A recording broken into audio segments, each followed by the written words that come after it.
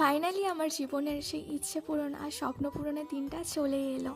এর আগের ভিডিওতে তো তোমাদের সাথে শেয়ার করেছি যে আমি একটা ইচ্ছে পূরণের কাজে বাজারে গেছিলাম এবং সেখান থেকে একটা বেনারসি কিনি। আর এই যে আমি এখন এটা ঠাকুর ঘরে রেখে দিয়েছিলাম কিনে আনার পর। চলো তোমাদের সাথে একটু শেয়ার করে দিই।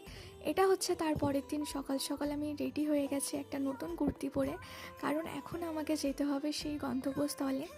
আর আমি মা আর আমার একটা দিদার সাথে বেরিয়ে পড়ি। আর এখন আমি বাড়ি থেকে বেরিয়ে পড়েছি, হেঁটে হেঁটে যাচ্ছি।